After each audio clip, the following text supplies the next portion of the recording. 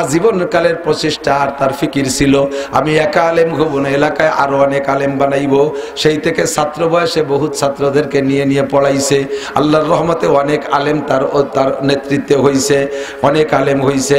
আল্লাহু আকবার। আপনাদের মনির এখন সারা বাংলাদেশের বড় বড় প্রোগ্রামে মাহফিল করে। অদস্তরে মনিরের মতো কত তার চাইতে সুদর্শন বডি ফিগারের মানুষ গয়েশপুর আছে না নাই? তার চেয়ে ধনী মানুষ আছে, জেনারেল শিক্ষায় উচ্চ শিক্ষিত মানুষ বহুত আছে। কয়জন তাদেরকে চেনে? কোন জায়গার মানুষ আপনারে চেনে? আর মনিরে যশোর চেনে, বেনাপোল চেনে, কুষ্টিয়া চেনে, সাতক্ষীরা চেনে, চুয়াডাঙ্গা চেনে, মেহেরপুর চেনে, ঢাকা চেনে, গোপালগঞ্জ চেনে, ফরিদপুর চেনে, বরিশাল চেনে। বাংলাদেশের 64 জেলায় মনিরে চেনে। অন্য কোনো কারণে না, কোনো সার্টিফিকেটের বদৌলতে না, মনিরের মধ্যে কোরআনের ছোঁয়া লাগছে। এই ছোঁয়ায় মনিরে আল্লাহ দামি বানাই দিছে। আপনাদের সন্তান এলাকার উলামায়ে কিরাম যারা আল্লাহর রহমতে সবই দামি। আমি নিজেই বলে থাকি, আমার গোপালগঞ্জে রাজনৈতিক বড় বড় নেতা আছে, কত বড় বড় অফিসার আছে। পুলিশের অফিসার বেশিরভাগই গোপালগঞ্জ, আর্মির অফিসার কত অফিসার আছে, কয়জন আপনারা চেনেন? আমার চাইতে চেহারা ভালো, স্বাস্থ্য ভালো, ধনী গণী, বংশে ভালো, তার একটারও আপনারা চেনেন না। আল্লাহর রহমতে সারা বাংলাদেশের 64 জেলায় যত থানা আছে, একটা থানাও নাই যে সে জায়গার মানুষ আমারে চেনে না। অন্য কোনো যোগ্যতায় নয়, একমাত্র আল্লাহর কোরআনে কারিমের ওসিলায়। কোরআনের সাথে একটু ছোঁয়া দিয়েছি, দামি হয়েছি। আপনিও যদি কোরআনের সাথে ছোঁয়া লাগান, দামি হবেন।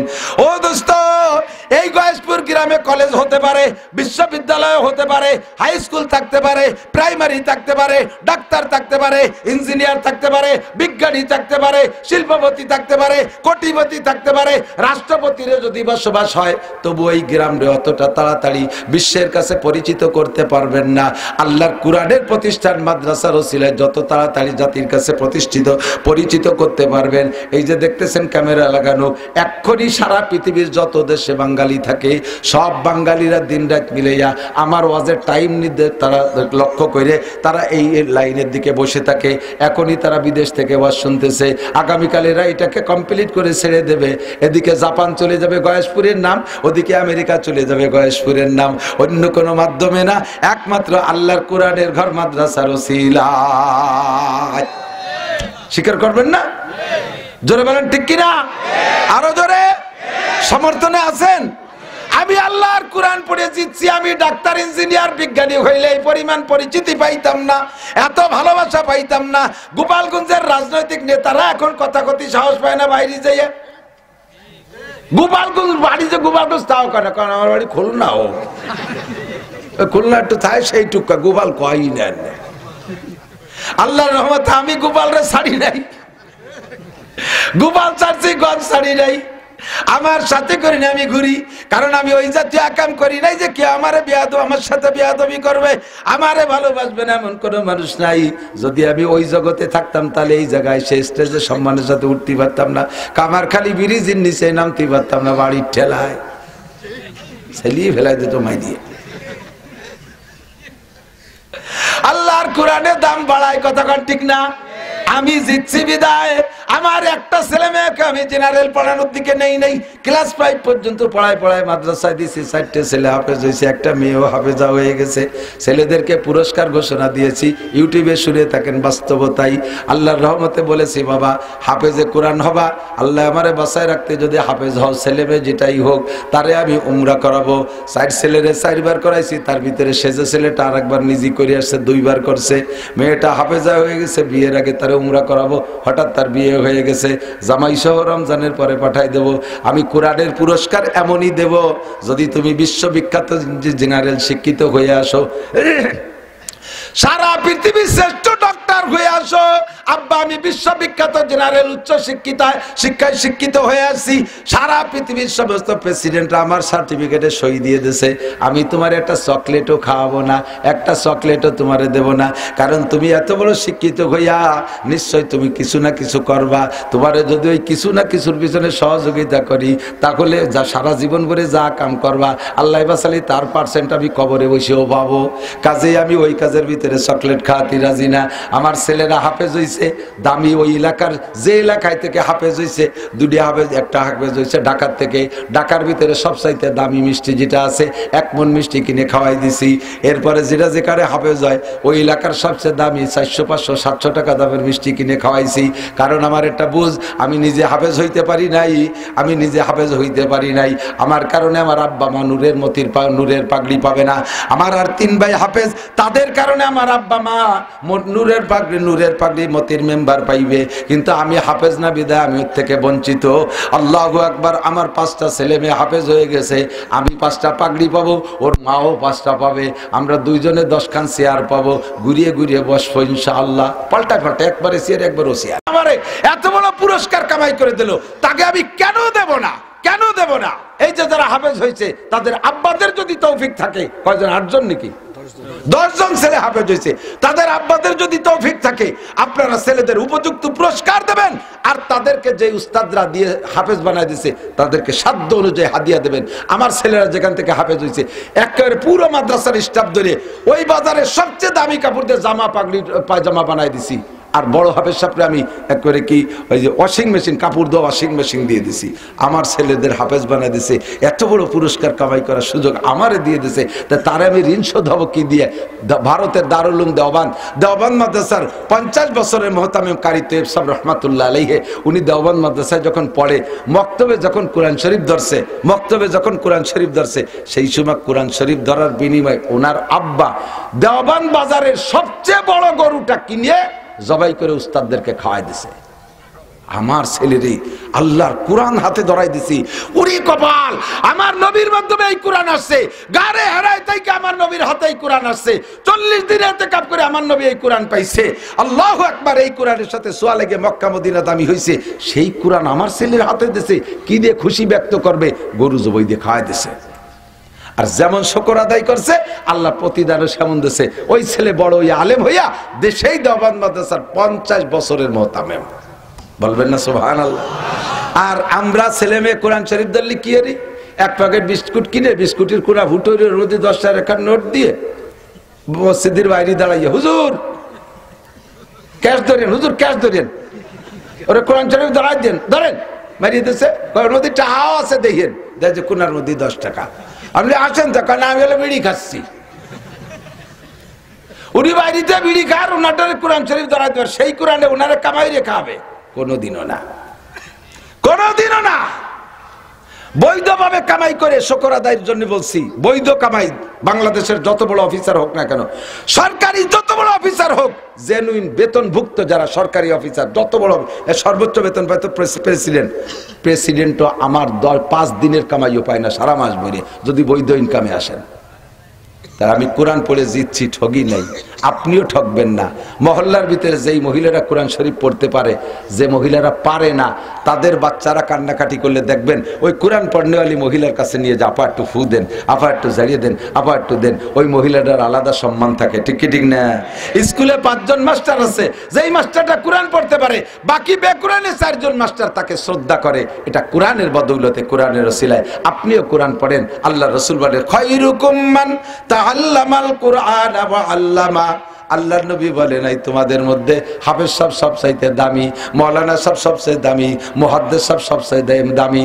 আল্লাহ রাসূল বলেছেন, খায়রুকুম, তোমাদের মধ্যে সবচেয়ে ভালো, তোমাদের মধ্যে সবচেয়ে ভালো মান তাআল্লামাল কুরআন ওয়া আল্লামা, যে ব্যক্তি কোরআন পড়ে আর কোরআন পড়ায়, ওই ব্যক্তি দামি। মূর্খ কৃষক জেনারেল লেখাপড়া জানে না, উনি যদি কোরআন পড়নেওয়ালা হয়, আল্লাহর কাছে একজন ডিসিএসপি ওসি টিওনো একজন সচিবের চাইতে ওই লোকটার দাম আল্লাহর কাছে বেশি। কথা বলেন ঠিক কি ঠিক না?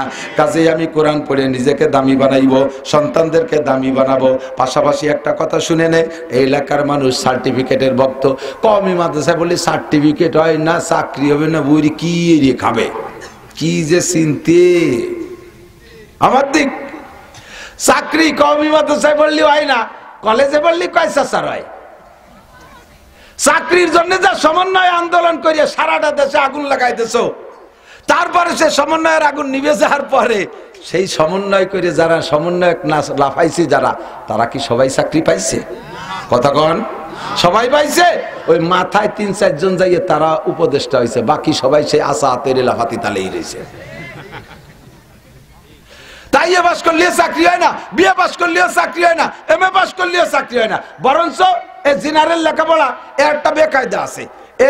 মেয়েদের মতো মেয়েদের যত অল্প বয়সে বিয়ে দেওয়া যায় তত সহজে বিয়ে দেওয়া যায়, যত বয়স বাড়ে তত যৌতুক বাড়ে।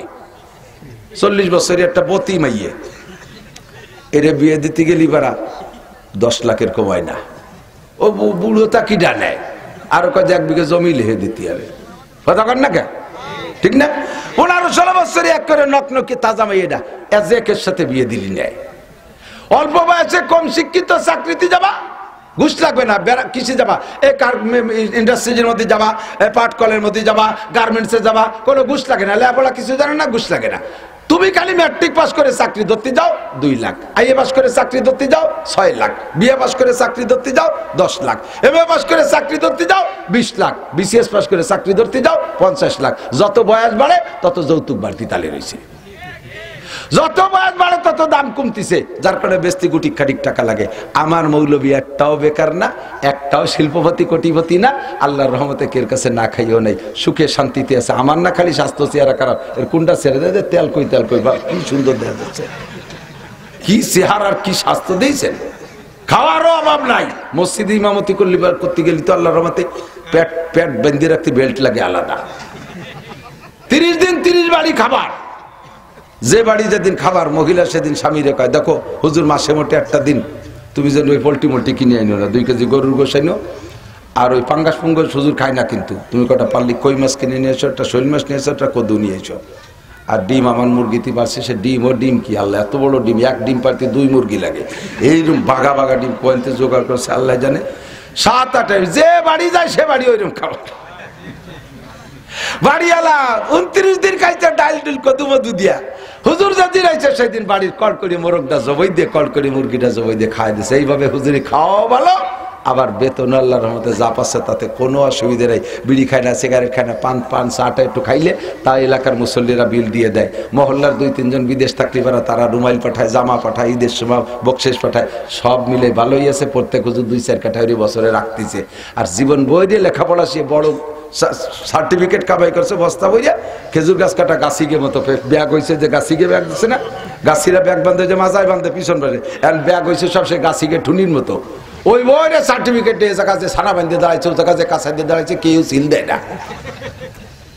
তাই অবলীয় চাকরি হয় না, অবলীয় চাকরি হয় না। বাকি অবলীয় দুনিয়া হতে পারে কিছু, কিন্তু আখেরাত শূন্য। আর অবলীয় দুনিয়া কম হইলে আখেরাতে পূর্ণ। কথা বলেন ঠিক ঠিক না? খায়রুকুম মান তাআল্লামাল কুরআন ওয়া আল্লামা। ভুল বুঝবেন না বাজান, ভুল বুঝবেন না। পড়তে দেবেন তাও ভালোটারে দেবেন, একবারে যেটা মেধাবী সেইটারে দেবেন। পাম্পট্টি দিয়ে একটু মাদ্রাসায় দুইটারে রাজি হচ্ছি, কারণ তাহলে কোনটারে দেয়? ওটারে তো সালমান শাহর মতো দেয়, তুই জেনারেল পড়। ওটারে তো দেখা যাচ্ছে সেনা প্রধানের মতো, অকারুজ্জামানের মতো, তুই ভর্তি থাক। ওদের আরটা লাস্টে যেটা খোলা পঙ্গু কানা আটা দেয়, রাস্তা দিয়ে চলে যায় খালের মধ্যে, চায় দক্ষিণ দিক দেয় উত্তর দিক, গলা শূন্য, পেট মোটা, মাথা সাইকেলে সিটির মতো 3 কোনা, ফাঁসায় গোষ্ঠ নেই, বগলে বাজ বাজে, আটা লাগে, শরীর খুঁচাই খুঁচাইয়া, আব্বা তুমি যাও হক্কানি হুজুর হইয়া আসো। এত হিংসা কে, এত হিংসা কে? বাগানারে দেবেন ফজলুল করিম হবে চরমুনার পিসাব, কথা কথা কেন? মেধাবী ডারে দেবেন সাইকুল হাদিস আল্লামা আজিজুল হক হবে। মেধাবী ডারে দেবেন বডি ফিগার যেটা ভালো আল্লামা মামুনুল হক হবে। ভালো মানুষ বানাইতে হলে ভালোটা, কুলা বঙ্গু কানে হেমা টেমা ট্যাংরা টুংরু হক্কানি হুজুর হয়ে আসো। চোখালাটা আলিফে ভর্তি পারে না, অন্ধটারে দেশে 30 বারে মুখস্থ। অন্ধ হবে দেখছেন না কত বড় জুলুম, চিনতে হতে পারে। ওই বাড়ির যেটা চোকালা সে আলিফ বেও ভর্তি পারে না, কানাডারে দেশে তুই 30 পারা হরিয়াই গেল। এসছে জুলুম হয়। কত হিংসা করো তুমি ধর্মরে, কত হিংসা করো তুমি ধর্মকে।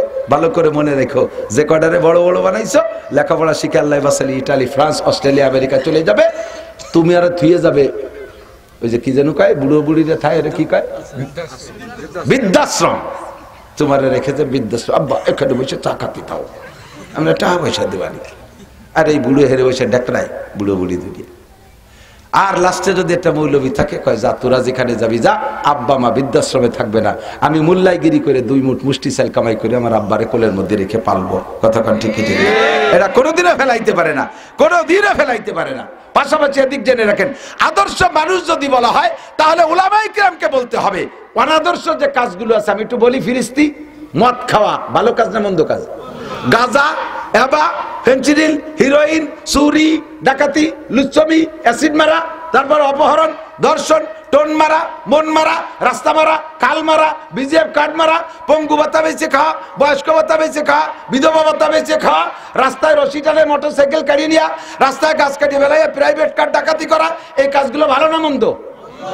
এগুলো কি হাটহাজারী মাদ্রাসার হুজুররা করে? গয়েশপুর মাদ্রাসার ছাত্ররা করে? কারা করে? তারা করে। কারা? তারা। একটু কার না, কারা? তারা। কারা? তারা জাগে বস্তা বইরে সার্টিফিকেট, আবার নাম দেশে শিক্ষা জাতির মেরুদণ্ড। কোন শিক্ষা জাতির মেরুদণ্ড দুদু? শিক্ষা জাতির মেরুদণ্ড ঠিক আছে, যেই শিক্ষা দিয়ে এই সমস্ত আকাম করে, যে এত বড় এই সমস্ত রাস্তার মাল মারিয়ে না খালি বেলা রাস্তার এই দুরবস্থা হয়, এই রাস্তার মাইল খাইছে, ব্রিজ খেয়ে ফেলে, কত টাকা রাস্তা ব্রিজ খেয়ে ফেলাইছে, রাস্তার খুয়াই পিকেট পিকেট সব খেয়ে ফেলাইছে। যেই শিক্ষা দিয়ে এইগুলো মারিয়ে খায় সেই শিক্ষা জাতির মেরুদণ্ড না। যেই শিক্ষা দিয়ে দেশের চৌকা লাগে সামনে টাকা নিয়ে কানাডা বিল্ডিং বানায়, বুঝেন নাই? আমাকে সবাই চোখ আছে না, আমাকে সোহে দুলো দিয়ে টাকা নিয়ে সেই টাকা নিয়ে কানাডা বিল্ডিং বানিয়েছে। কানাডা মানে দেশের নাম কানাডা। চৌকা লাগে সামনে টাকা দিয়ে কানাডা বিল্ডিং বানাইছে এই শিক্ষার গরম দিয়ে। সেই শিক্ষা কোনোদিন জাতির মেরুদণ্ড হতে পারে না। ও শিক্ষা জাতির মেরুদণ্ড ভাঙ্গা হাতুর, মেরুদণ্ড ভাঙ্গা হ্যামার, গুলো গুলো করে ফেলাইতে দেশে আগুন জ্বালাই দিছে সমস্ত ওই গোষ্ঠী। আমার হাটহাজারী হুজুর জীবনও টন মন মারে না, আমি জীবনেও ঘুষ খাই না, আমি কোনোদিনও ওই রাস্তার পিস খোয়া বাইরে খাই না। আমার ছাত্ররা কোনোদিনও মদ গাঁজা এবা খায় না। বলতে পারবেন মাদ্রাসার ছাত্ররা এবা গাঁজা ফেন্সিডিলের ব্যবসা করে? বলতে পারবেন? এরা আব্বার গলার পর রামদাও দরিয়ে মদের টাকা চাইছে? বলতে পারবেন? বাপরে কোনোদিনও গলায় গামছা দিয়ে বলে যে আমার মোটরসাইকেল কিনে দিবি, এখনই 2 লাখ টাকা দেয়, নালিপাড়া কিন্তু তোর গলা চেয়ে মারিয়ে দেবো। একটা মাদ্রাসার ছাত্র সম্পর্কে ইতিহাস নাই, কিন্তু ওই ইতিহাস ওনাদের জন্য যথেষ্ট আছে। সুসন্তান যদি পাইতে হয় আল্লাহর কোরআনের সোহবতে কোরআন পড়ায় সুসন্তান কামনা করতে, ঠিক কি ঠিক না? আল্লাহু আকবার। তো দোস্ত, আপনারা এই গয়েশপুর মাদ্রাসা পাইয়া খুশি না বেজার? সত্যি অন্তর থেকে ছেলে পড়াবেন, ছেলে পড়াবেন, নুরানিতে মেয়েদেরকে দেবেন, শিক্ষার গুণই আলাদা। আর বলে থাকি মাঝে মাঝে পরে ডাক্তার হবে, ইঞ্জিনিয়ার হবে, দোষ নাই। সবগুলোরে হুজুর বানালিতে ডাক্তার হবে না কারা? এই প্রশ্ন তো ভিতরে ঘুরতেছে, কিন্তু কোথায় সুযোগ পাচ্ছেন না। আমি প্রশ্নের উত্তর দিয়ে দিই, হ্যাঁ ডাক্তারের দরকার আছে, ইঞ্জিনিয়ারের দরকার আছে। ব্রিজ বানাবে, কালভার্ট বানাবে, বড় বড় বিল্ডিং বানাবে, এর জন্য ইঞ্জিনিয়ারিং পড়তে হবে। তবে জীবনে শুরু দিয়ে তারে কোরআন শরীফ পড়াই দেন, শুরু দিয়ে কোরআন শরীফটা পড়াই দেন মাদ্রাসার থেকে। এই কোরআন পেটে থাকলে ও ডাক্তার ইঞ্জিনিয়ার যাই হোক জাতির হক নষ্ট করবে না, ওটা নষ্ট হবে না। কতক্ষণ ও ঘুষখোর হবে না, ও চোর হবে না, ডাকাত হবে না, লুচ্চ হবে না, দেশের অর্থ সম্পদ তারা নষ্ট করবে না। কোরআনের সবকটা আগে থাকতে হবে। আমার একটা বাস্তব উদাহরণ দেখেন, এই আগে, এখন তো সবই ধনী হয়ে গেছে, এখন তো ফান্তাবাদ কেউ খায়ও না, না ফান্তাবাদ খায়নি কে? খুব কম, খুব কম। কেউ যদি শখে হয়তো সব বছরে একবার পয়লা বৈশাখে চারটে খালি খায়। আমার বাড়ি গরু আছে, গরুরে ফান্তাবাদ দিলেও খায় না, একটু নগদ ফান্তাবাদ তলি খায়। একদিন বেশি হয়ে গেলে যদি একটু ফেনা ফেনা উঠে যায়, গরু তুই পয়লা এক চুমুক খাইয়ে গাড় গাড় করে ডেক সারি কাগা অ্যান্টাসিড থাকলে দেন, গরু তুইও খায় না। তা আমাদের ছোটবেলায় অভাব দেখেছি স্বাধীনের পরে মানুষের মূর্খ কৃষকরা, বাবারা এদিক থাকেন, আপনার কৃষক বাবারা সাক্ষী দেন, সকালবেলা তো বেশিরভাগই পান্তা খাইতেন, ঠিক না? পান্তা ভাত আর গরুর গোশ বোনা দিয়ে ডেলি খাওয়া হতো না, ইলিশ মাছ ভাজা ডেলি জড়তো না, কাঁচামরিচ আর পিঁয়াজ, কাঁচামরিচ আর সকালবেলা কাঁচামরিচ আর পিঁয়াজ দিয়ে পান্তা ভাত খাইয়ে মাঠে গেছেন, কাজ কাম করে আসছেন, দুপুরবেলা এসে দেখেন যে বাড়ি ভালো ভালো খানা, তাও পেট ভরে খাইছেন। তো দুপুরবেলা ভালো ভালো তরি তরকারি যাই খান না কেন, সকালবেলা যে পান্তা ভাত খাইছেন, সন্ধ্যের আগে একটা ডেক সারছেন, ঘেড় ঘেড় করে ডেক সারছেন, তাদের যে পিঁয়াজের গন্ধ বার হয়েছে। কি ব্যাপার? সে পিঁয়াজ খালাম কোন সকালে, এই সন্ধ্যের সময়, পরে দিয়ে মাঝে এত ভালো খালাম, তার ডেক গেল কোনে, পিঁয়াজের ডেক বেরিয়ে গেল। দিনের শুরুতে যেটা খাইছো ওর প্রভাব সারাদিন থাকে, মাঝে বিরিয়ানি পোলাও খালিও সে তার কাছে পরাজিত হয়ে যায়, মগলুব হয়ে যায়। তোমার ওই সকালবেলা পিঁয়াজের ডেক তুমি রাতভর দিতে থাকবা, পরের দিন সকালে রাখ পর্যন্ত পিঁয়াজের ডেক বেরোবে। দিনের শুরুতে যা খাওয়াই দেওয়া হয় তার প্রভাব সারাদিন যেমন থাকে, জীবনের শুরুতে কোরআন খাওয়াই দেন, সারা জীবন ভরে ডাক্তার, ইঞ্জিনিয়ার, বিজ্ঞানী যাই হোক, ডেক ছাড়লি সে কোরআনের জ্ঞান বেরোবে। অফিসার হইলে ঘুষ খাবে না, ডাক্তার হইলে দুর্নীতি করবে না, কন্ট্রাক্টর হইলে জাতির মাল মারিয়ে খাবে না, কাজ পরিপূর্ণ করে যেটুক লাভ থাকবে সেইটুক খাবে। তাহলে আমরা দেশে দেশে সকলে তাদের থেকে খেদমত পাবো। কথা কোন ঠিক কি ঠিক না? চেয়ারম্যান হলে ভালো চেয়ারম্যান হবে, মেম্বার হলে ভালো মেম্বার হবে। জানেই আপনাদের পাশেই আছে ওই যে মুসাফর ইউনিয়ন, মুসাফরি মৌলানা ওসমান গনি মুসাফরি চেয়ারম্যান, গরিব মানুষ, মাত্র ৮২,০০০ টাকা খরচ হয়েছে চেয়ারম্যান হতে। এই বাংলার জমিনে কথা বললে কেউ বিশ্বাস করতে পারবে না। মাত্র অনলি আমি তার কাছ থেকে শুনছি মাত্র ৮২,০০০ টাকা চেয়ারম্যানই খরচ হয়েছে। আর তার এগেনস্টে যিনি ফেল করছেন তিনি কমপক্ষে ৩০ লক্ষ টাকা খরচ করছে। সে এই যে চেয়ারম্যানই করতেছে, শুনিয়ে দেখেন এলাকার মানুষের কাছে এক চুল পরিমাণ বদনাম নাই। হেদায়েতুল্লাহ আজাদির চেয়ারম্যানই শুনে দেখেন, ওলামায়ে কিরাম চেয়ারম্যানই করে, কারে কয় চেয়ারম্যানই। একই সময় প্রেসিডেন্ট ইরশাদের সময় মন্ত্রী ছিলেন আমাদের যশোরের মনিরামপুরের মুফতি ওয়াক্কাস সাহেব। তো মন্ত্রীদের মাসিকভাবে টিএ বিল টিল ইত্যাদি ইত্যাদি একটা হিসাব হয় না, তো টিএ বিলটা দেখতেছে, এক মন্ত্রীর ১০ লাখ, এক মন্ত্রীর ২০ লাখ, এক মন্ত্রীর ৫ লাখ, যে যেমন করছে তার সেরকম। মুফতি ওয়াক্কাস সাহেব মন্ত্রী, উনি ছিলেন ধর্মমন্ত্রী, উনার টিএ বিলের ভাউচার করছে ৩৫ টাকা। আরে খেয়াল রে নাই, যে জায়গা ১০ লাখ, ২০ লাখ, ৩৫ লাখও আছে আর এক মন্ত্রীর, আর সে জায়গা ওনার টিএ বিল মাত্র ৩৫ টাকা। ইরশাদ সাহেব বলতেছে, হুজুর কি এরছেন আপনি? কয় যে স্যার আমি তো এই সংসদে আসি এলো বাইসাইকেল চালাইয়া, তা কয়টা লিক সারতে যা লাগছে তার বেশি আর লাগেনি। কয়টা লিক সারতে যা লাগছে তার বেশি। যদি এইরকম মানুষ ওই জায়গা বসাইতে পারেন তাহলে দেশে সুখ শান্তির আশা করতে পারবেন। নইলে কি হয়েছে, গুরবামিরো সাগজিরো মুশেরা দরবা কুনাদ, গুরবামিরো সাগজিরো মুশেরা দরবা কুনাদ, ইচুনিয়ার কানে দৌলত মুলকে রাবিরা কুনাদ।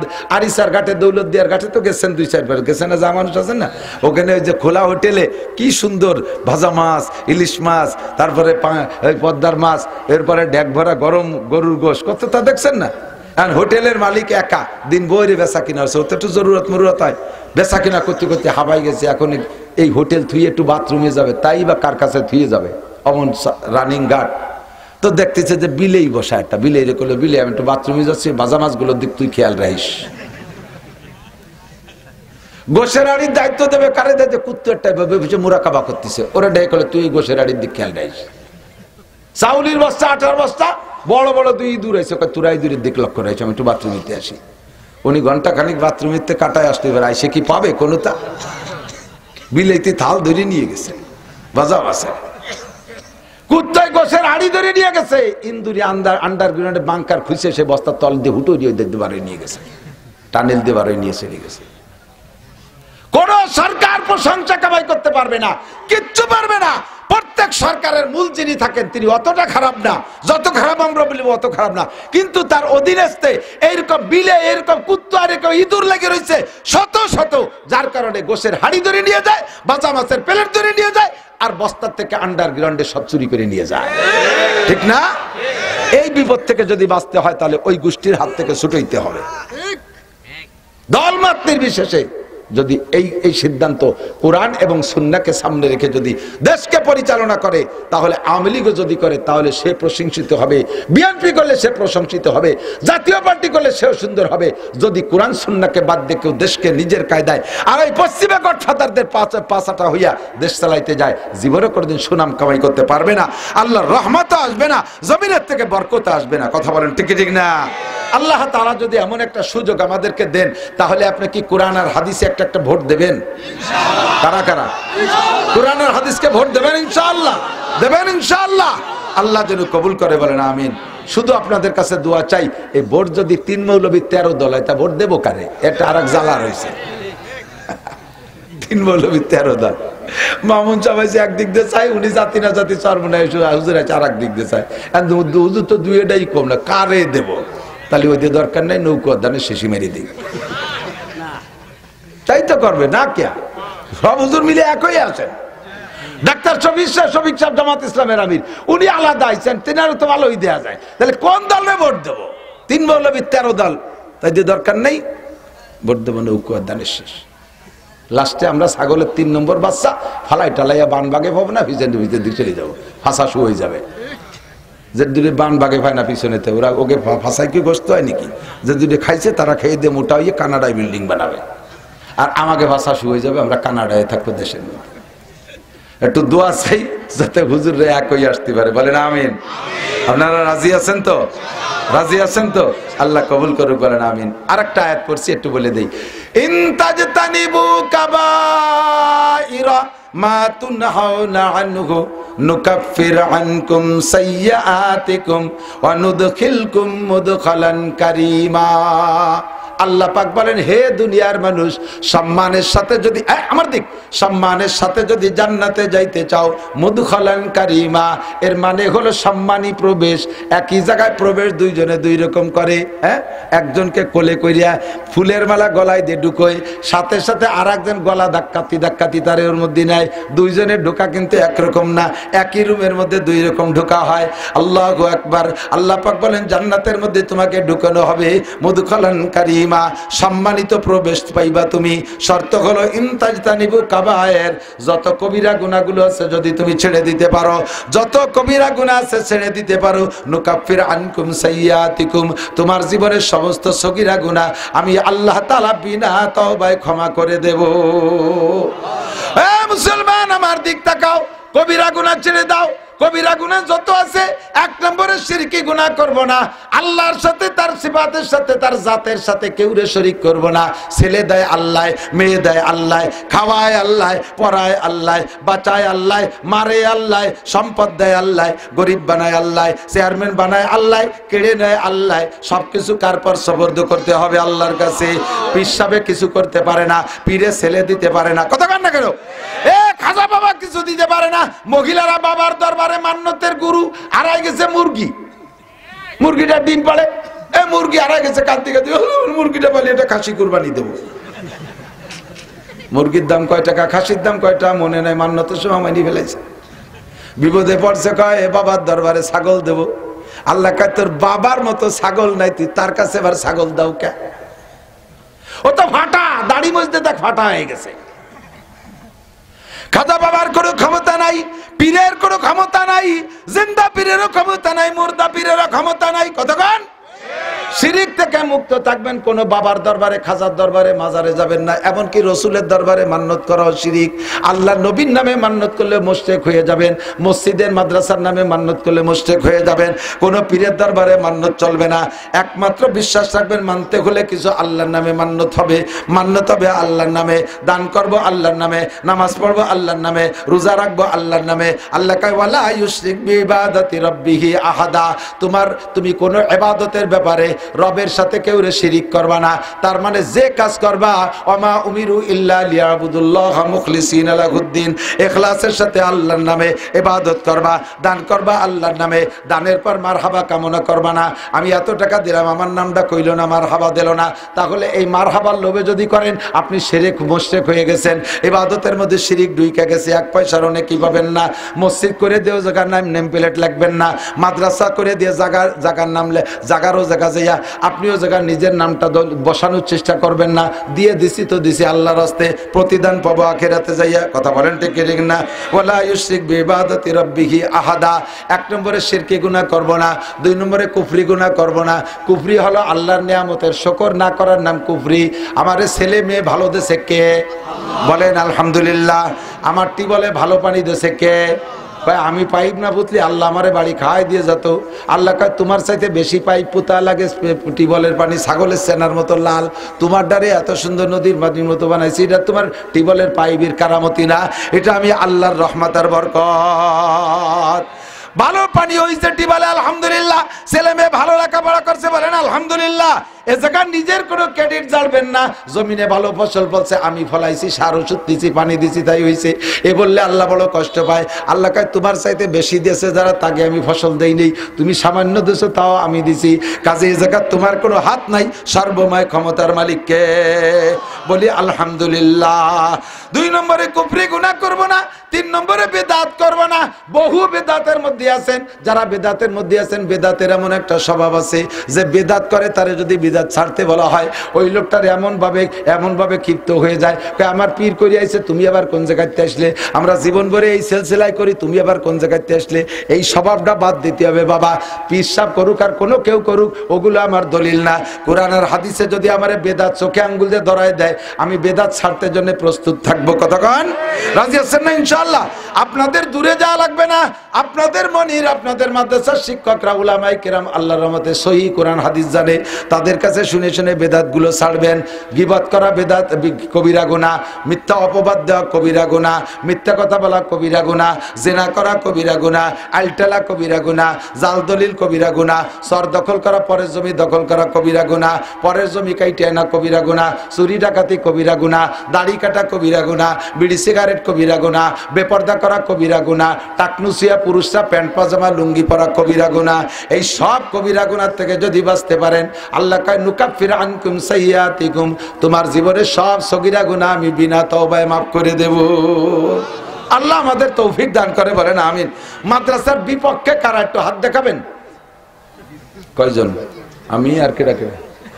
ও তোরা দুজন বিপক্ষে বোঝো, স্কুলে পড়িস না? ওরা আমার সাথে উঁচুই রয়েছে। আমি এক জায়গায় এরকম কইছি মাদ্রাসায়, আপনারা মাদ্রাসার বিপক্ষে কারা? কেউ হাত উঠেনি। আমার ফাঁসে মোহতাম সাহেব হাত উঠেছে, মানে উনি হলো ঘুমাচ্ছিল, তা হাত উঠতে কইছে, হাত উঠোনটা চলছে, বিপক্ষে আর পক্ষে চলে নাই, উঠে দাঁড়িয়ে ঘুমাই রয়েছে। সবাই কেউ যদি একটাও দেবে না, মোহতামে বিপক্ষে। পক্ষে কারা একটা আল্লাহকে হাত দেখাবেন? আল্লাহ এই মাদ্রাসা কবুল করো, মাদ্রাসাকে দাওরা হাদিস পর্যন্ত পৌঁছায় দাও, আর কোন নদী ভাঙ্গন, ঝড় তুফান, আলাই বালাই যদি এরপর না আসে, বলেন আমিন। আল্লাহ উলামায়ে কিরামরা কবুল করো, আমাদেরকে সাথে থাকার তৌফিক দান করো, বলেন আমিন। পক্ষে থাকতে হলে কিছু পক্ষের কাজ করতে, শুধু মুখে পক্ষে থাকলে তো হবে না। কোন সরকার আমাকে দেয় না, আমলি গেলাও মাদ্রাসায় দেয় না, বিএনপি এলাও দেয় নেই। আরে অন্তর্বর্তীকালীন সরকার তো, উনি তো সরকার, উনি তো বাড়াইতে মানুষ, উনিও আমাদেরকে কিছু দিয়ে যাবে না ইনশাআল্লাহ, 100% একিন আমাকে কিছু দেবে না। এখন আমাদের এই মাদ্রাসা আমাদেরই ধরে রাখতে হবে, ঠিক না? রাজি আছেন না? ইনশাআল্লাহ। তো যদি করে আল্লাহর বান্দা মোহাব্বতের সাথে থাকেন, আমি মুসাফির মানুষ দোয়া করব, আল্লাহ তাআলা আপনাকে হালালভাবে লাখ লাখ কোটি কোটি টাকার মালিক বানায় দেবে, সুস্থতার সাথে লম্বা হায়াত দেবে। আজকে যারা অবশেষে দেবে, আল্লাহ তাআলা তাদেরকে হজ